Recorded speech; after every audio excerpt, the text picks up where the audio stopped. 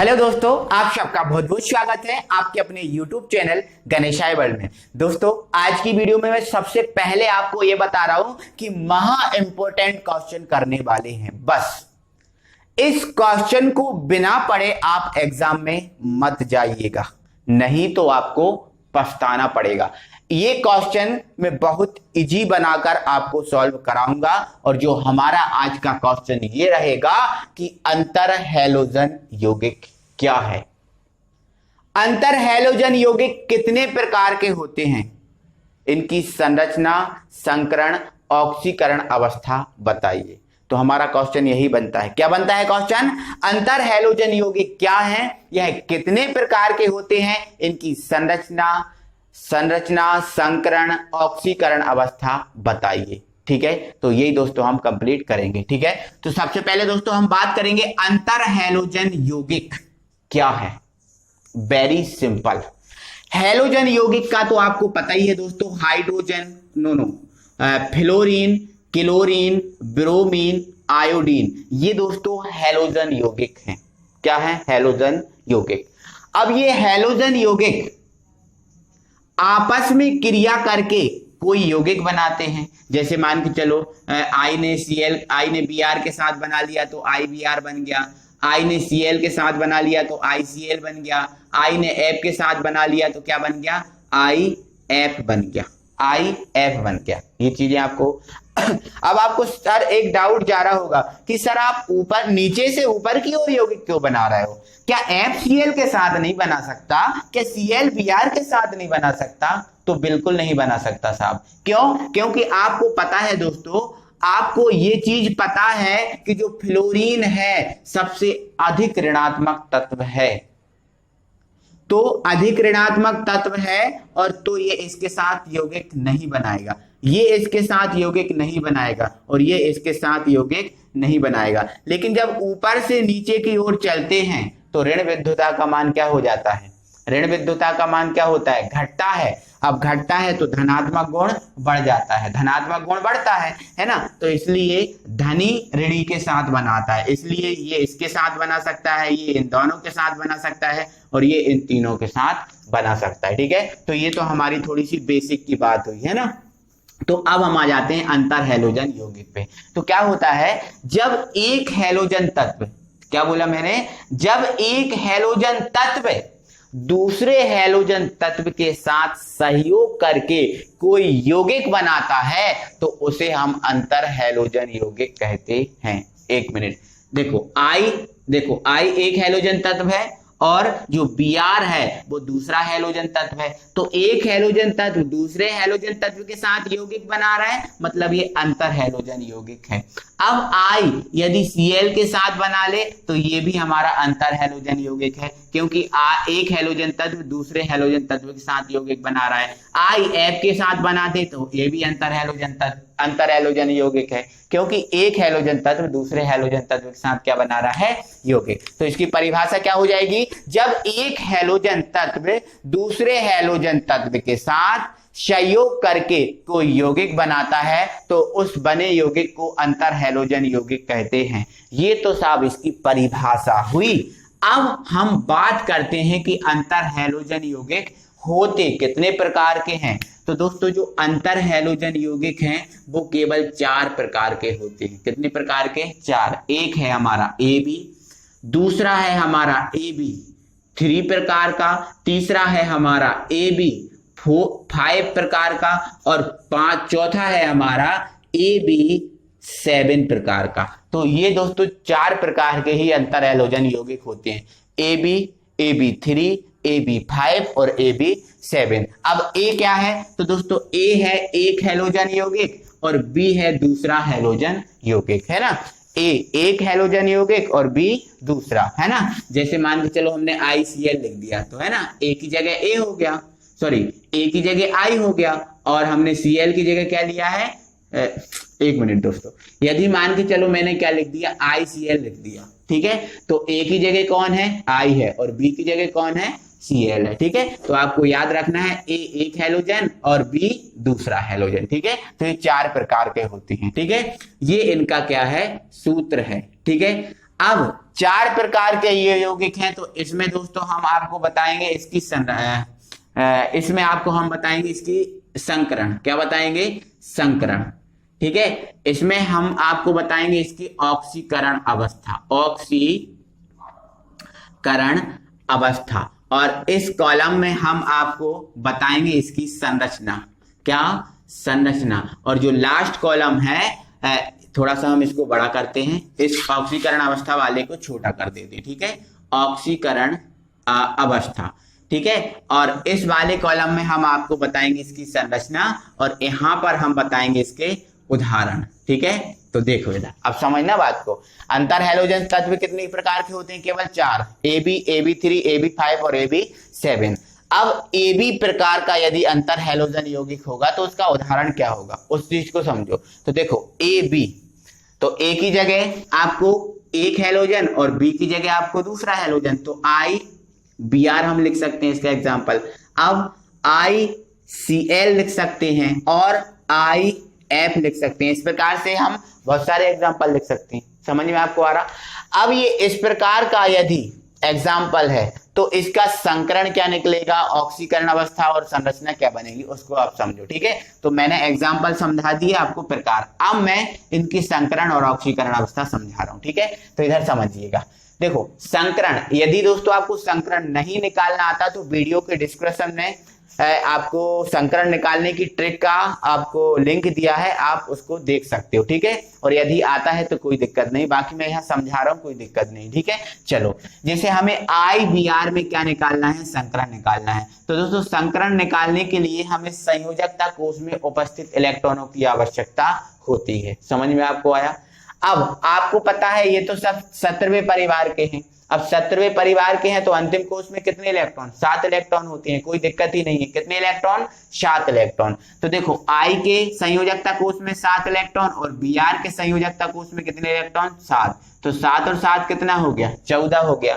तो दोस्तों आपको क्या करना होता है, जब ये जो संख्या या जो इलेक्ट्रॉन 8 से अधिक होते हैं तो हम 8 से भाग लगाते हैं, और यदि ये जो इलेक्ट्रॉन है 8 से कम होते हैं या 8 ही होते हैं तो हम 2 से भाग लगाते हैं। अब लेकिन हमने देखा कि ये 8 से अधिक हैं तो हम 8 से भाग लगाएंगे। जब हम 14 में 8 से भाग लगाएंगे तो देखो 8 एकम 8, कितना बचा?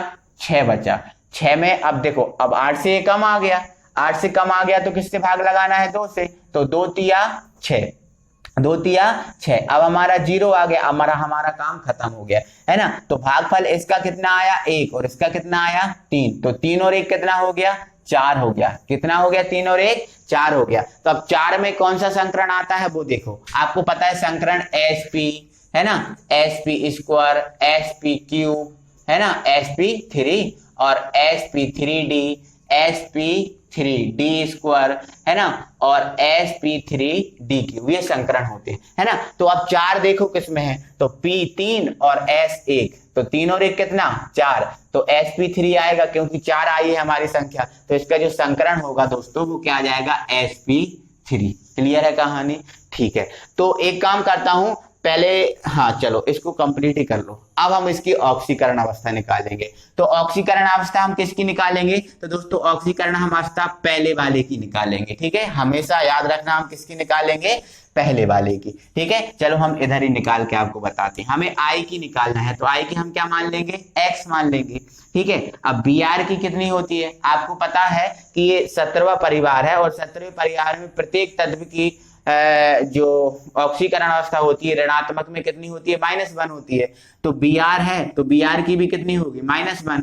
तो ये इसकी X, अब प्लस हमें लगाना चाहिए, तो और फिर क्या लिखना पड़ जाएगा? -1। लेकिन ऐसा नहीं, प्लस माइनस माइनस हो जाएगा, तो -1 बराबर 0। अब ये इस तरफ जाएगा तो x बराबर क्या आ जाएगा? +1। अब ऐसे ही इसमें भी +1 आएगी और इसमें भी +1 आएगी। तो ऑक्सीकरण अवस्था इसकी कितनी निकल गई है हमारी? +1। क्लियर है कहानी? चलो अब हमें संरचना बतानी है ना। तो देखो संरचना में हमारे पास क्या है? केवल A और B है ना। तो A और B को आप जोड़ना है, तो A को A और B को हमने ये जोड़ दिया। और किस प्रकार से? A और B को हम ऐसे ही जोड़ पाएंगे, और कोई हमारे पास कोई प्रकार ही नहीं है ऐसा और कोई जोड़ने का। बोलो है क्या? नहीं, ए और बी को हम ऐसे ही जोड़ेंगे, ठीक है। और आप ये बताओ, अगर देखो इस प्रकार की आपको लाइन मिल रही है और इस प्रकार की लाइन कौन सी होती है? रेखीय। तो इसकी जो संरचना है, इस संरचना का नाम क्या है? रेखीय। क्या है? रेखीय। क्लियर है कहानी? चलो अब थोड़ा सा और यदि इसको हम और बढ़ाएं और अच्छे से करें तो आपको पता है ये सब 17वें परिवार के हैं और 17वें परिवार के तत्वों के संयोजकता कोष में कितने इलेक्ट्रॉन होते हैं? 7। कितने होते हैं? 7। अब समझना, थोड़ा सा और समझना, ठीक है। 7 होते हैं तो 7 होते हैं तो एक तो इसने बॉन्ड बना लिया तो एक इलेक्ट्रॉन चला गया। अब कितने इलेक्ट्रॉन बचे इसके पास? 6 बचे। तो देखो 2 4 और ये 2 6।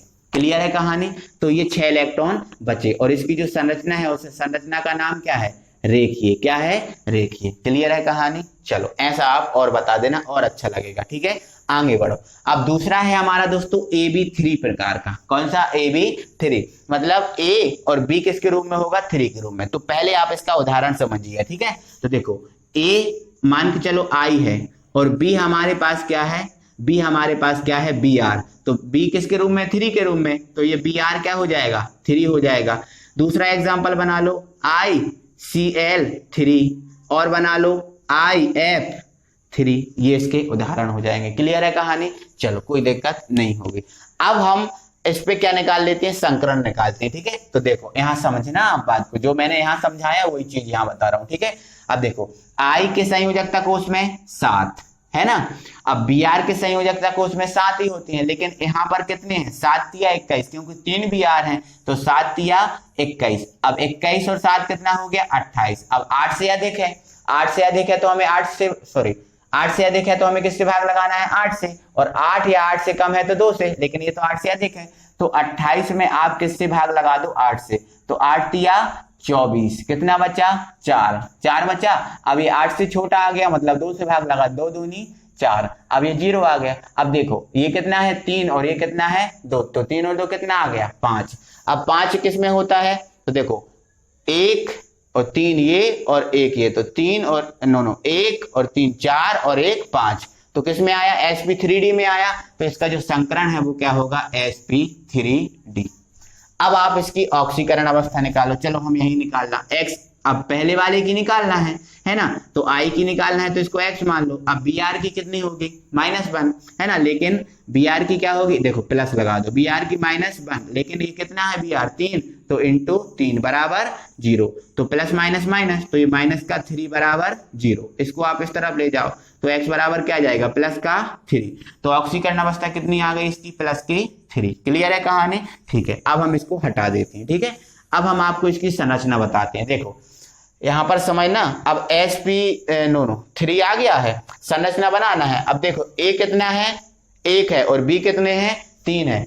A 1 है और B 3 है, तो आप इनको जोड़ो। कैसे जोड़ पाओगे? देखो A को हमने ये लिख दिया, 1 B जो है हमने ये लिख दिया, और 1 B हमने ये लिख दिया, और जो 1 B है हमने ये लिख दिया, ठीक है। तो आप ये बताओ हमें इस प्रकार से कौन सी संरचना बनती है? T बनता है। इस प्रकार से क्या बनता है? T बनता है। तो इसकी जो आकृति है वो कौन सी आकृति है? T आकृति। कौन सी आकृति? T आकृति। अब हम इसके देखो इसके संयोजकता कोष में 7 इलेक्ट्रॉन होते हैं। देखो अब 3 जुड़ गए। कितने जुड़ गए? 3। अब कितने और बचे? 4 बचे। देखो जैसे 7 थे, 1 जुड़ गया था, 6 बचे थे। अब इसमें 7 तो होते ही होते हैं, 3 जुड़ गए, 1 2 3 4 बचे। तो देखो 2 ये हैं, है ना, और 2 ये है। बस इतना आप कर देना, आपका काम खत्म। अब हम आगे देखते हैं, ठीक है। अगला है दोस्तों हमारा AB5 टाइप का। AB5 type. तो आप पहले इसके एग्जाम्पल पे पहुंचो। तो एग्जाम्पल इससे कनेक्ट करके बनाओ। A को मान लो I और B को मान लो Br। तो क्या हो जाएगा? IBr5। अब ICl5 और ये IF7 5 IF5। ये इसके एग्जाम्पल हो गए, ठीक है। अब हम पहले क्या निकालेंगे? इसका संकरण। तो संकरण निकालो। चलो इसको हम हटा देते हैं। देखो समझो, I के संयोजकता कोष में 7। अब Br के संयोजकता कोष में भी कितना होता है? 7, लेकिन 5 है Br, तो 7 5 कितना होता है? 35 हो गया। क्लियर है कहानी? चलो आगे बढ़ो। 35 और 7 को जोड़ दो, कितना हो गया? 42 हो गया। कितना हो गया? 42। अब 42 में आपको किससे भाग लगाना है? 8 से, क्योंकि 8 से बड़ा है ना। तो 8 पंजे 40, 8 पंजे 40। अब इधर देखो कितना बच्चा 2, अब 8 से छोटा है तो 2 से भाग लगा, 2 एकम 2। ये भाग आप जब तक लगाते हैं जब तक 0 नहीं आ जाता, ठीक है। तो देखो 5 इधर और 1 इधर, कितना आ गया 6। अब देखो 6 किसमें है, ठीक है, ये स्क्वायर है। तो देखो 1 3 4 और 2 6 किसमें है, sp3d स्क्वायर में। तो इसमें जो संकरण आएगा वो क्या आ जाएगा, sp3d स्क्वायर, ठीक है। अब ऑक्सीकरण अवस्था निकालो, तो I की निकालनी है x, Br की कितनी होती है -1। अब ये 5 है तो ये 5 बराबर 0, तो x प्लस माइनस, अब देखो मल्टीप्लाई कर दो तो माइनस का 5 बराबर 0। इसको आप इस तरफ ले जाओ तो x बराबर कितना आ जाएगा, प्लस का 5। तो ऑक्सीकरण अवस्था आपकी कितनी आ गई, प्लस का 5। अब इसके बाद ये तो अपना काम हो गया, अब हमारा काम क्या है, संरचना को बनाना। तो संरचना समझो, देखो अब क्या है, A 1 है और B कितने हैं, 5 हैं। कितने हैं, 5 हैं। तो वेरी इजी है संरचना, समझना जरा ध्यान से। देखो ये हमने लिख दिया A, ठीक है। अब B हमारे पास कितने हैं, 5 हैं। तो 1 आप इधर जोड़ दो, 1 आप इधर जोड़ दो, 1 आप इधर और 1 आप इधर, कितने हो गए 4। कितने हो गए 4। थोड़ा इसको हम सीधा कर देते हैं, ठीक है, 4, ठीक है। अब इन चारों को हम जब जोड़ेंगे तो हमें कोई इस टाइप की संरचना वर्गाकार दिखेगी, एक वर्गाकार संरचना मिलेगी। देखो ये B है, ये B है और ये B है और ये B है, तो ये हमें वर्गाकार संरचना मिल गई। लेकिन हमें एक B और जोड़ना है, तो एक B को आप क्या कीजिए, उसको आप ऐसे जोड़ दीजिए, ठीक है। 5 हो गए, 4 को हमने ऐसे जोड़ दिया, B को हमने ऐसे जोड़ दिया, ठीक है। तो इस प्रकार से हमें एक कौन सी संरचना प्राप्त हुई, वर्ग। कौन सी प्राप्त संरचना हुई, देखो वर्गाकार। ये तो कौन सी है, वर्गाकार है। लेकिन ये जो बाहर निकला है, इस बाहर निकलने के कारण जो संरचना है जो वर्गाकार है वो पिरामिडीय हो जाएगी। कैसी हो जाएगी, पिरामिडीय। तो इसकी जो संरचना है वो क्या है, वर्ग पिरामिडीय, वर्ग पिरामिडीय, ये इसकी संरचना हो गई, ठीक है। तो देखो पूरा सब कंप्लीट हो गया है, पूरा हो गया। अब हमें कौन सा पढ़ना है, IB7 टाइप का, ठीक है। तो पहले हम इसको हटा दें, फिर हम आपको IB7 प्रकार का बता देंगे। या फिर नीचे दिख रहा है, क्या दिख रहा है, चलो समझ लो, कोई दिक्कत नहीं, ठीक है। IB7 समझना। सबसे पहले हम इसके उदाहरणों पे बात करेंगे, ठीक है। तो देखो IBR7 है तो IBR7 लिख सकते हैं, है ना। IF7 ये इसके एग्जाम्पल हो जाएंगे, ICL7 ये इसके क्या हो जाएंगे, एग्जाम्पल हो जाएंगे, ठीक है। अब समझना, हम IB7 टाइप का कर रहे हैं, ठीक है। अब हम इसमें संकरण निकालेंगे, तो IBR7 और IF7, ठीक है। तो इधर समझो, देखो संयोजकता कोष में 7 इलेक्ट्रॉन, तो I के में 7 और Br कितना है, 7 होते हैं, लेकिन 7 है तो 7 सतैया कितना हो गया, 49, और 49 और 7 कितना हो गया, 56, ठीक है। तो देखो इधर समझना, अब 56 है तो किसमें 8 से बड़ा है तो 8 से भाग लगाना है, तो डायरेक्ट लगा दो, 8 7 56, 7 बार गया, किसमें आ गया 7। अब 7 किसमें है, देखो तो 1 3 4 और 3 7 sp3d3 में है। तो इसमें जो संकरण निकला है वो क्या आया है, sp3d3, ठीक है। अब ऑक्सीकरण अवस्था आप जैसे हमने निकालना बताइए वैसे ही यदि निकालेंगे तो आप कितनी आएगी, +7 आ जाएगी, +7। अब हम इसकी संरचना को बताते हैं। तो संरचना आप समझिए, थोड़ा सा हम नीचे करके इसको बनाएंगे, ठीक है। देखो A के साथ कितने B जुड़े हैं, A के साथ B 7 जुड़े हैं। कितने जुड़े हैं, 7। आप उसको समझिएगा ध्यान से, ठीक है। तो देखो ये हमने लिख दिया A, B कितने जोड़ना है हमें, 7। तो देखो एक हमने ये जोड़ दिया, दूसरा हमने ये जोड़ दिया, ठीक है। 2 जुड़ गए हमारे पास भी। अब आगे अब और हमें कितने जोड़ना है, हमें 7 जोड़ना है। अभी हमने कितने जोड़ पाए, केवल 2, ठीक है। तो देखो 3 4 और ये हमने जोड़ दिया 5 बार, ठीक है। कितने जुड़ गए हमारे पास, 5। इनको आप मिला दो पहले, ठीक है। तो देखो इसको इससे मिला दिया, इसको इससे मिला दिया, इसको इससे मिला दिया, थोड़ा बड़ा कर दिया, ठीक है। इसको इससे मिला दिया और इसको इससे मिला दिया। तो देखो आपको ये कौन सी संरचना दिख रही है, पंचभुजीय दिख रही है। कौन सी, 5 भुजाओं वाली दिख रही है, मतलब हम इसको क्या बोल सकते हैं, पंचभुजी दिख रही है। लेकिन अभी इसमें हमने कितने जोड़े, केवल 5 जोड़े। कितने जोड़े, 5। हमें कितने जोड़ना है, 7 जोड़ना है। तो एक जो है उसको आप यहां जोड़ दीजिए और जो एक बचा है आप उसको यहां जोड़ दीजिए, ठीक है। तो देखो 5 और 6 और 1 7 जोड़ दिया, तो देखो इसकी संरचना तो पंचभुजीय होती, लेकिन अगर हमने इनको अलग अलग जोड़ दिया तो इसकी जो संरचना है उसका नाम है पंचभुजीय। पंचभुजीय, देखो ये एक पिरामिड यहां बनेगा और एक पिरामिड ऊपर बनेगा, तो कितने पिरामिड बनेंगे? 2। तो पंचभुजीय द्विपिरामिडीय, पंचभुजीय द्विपिरामिडीय, ठीक है। तो ये इसकी संरचना है। तो दोस्तों ये है हमारा अंतर हैलोजन यौगिक जो हमने पूरा कंप्लीट कर लिया, ठीक है। थोड़ा सा और हम बता देते हैं एक्स्ट्रा। अब देखो जरा, संयोजकता कोष में इसके कितने इलेक्ट्रॉन थे दोस्तों? 7 थे, तो 5 जोड़े कितने बचे थे? 2। तो यहां पर हम ये लिख सकते हैं, हम लिख नहीं पाए, ठीक है। अब इसके 7 ही होते हैं तो 7 ही जुड़ गए, तो कोई लिखने की जरूरत ही नहीं है, ठीक है। तो आई होप दोस्तों कि आपको अच्छा लगा होगा, मजा आया होगा। तो दोस्तों आप इसका स्क्रीनशॉट ले सकते हैं। और दोस्तों आपको वीडियो थोड़ा सा भी अच्छा लगा है तो वीडियो को लाइक कीजिए, और मुझे लग रहा है दोस्तों आपको अच्छा लगा होगा, तो लाइक कीजिए, अपने दोस्तों को शेयर कीजिए। और यदि आपने हमारे चैनल को अभी तक सब्सक्राइब नहीं किया है तो प्लीज चैनल को सब्सक्राइब कर लीजिए और बेल आइकन को ऑन कर लीजिए। अगली वीडियो में हम फिर मिलते हैं, तब तक के लिए थैंक यू वेरी मच।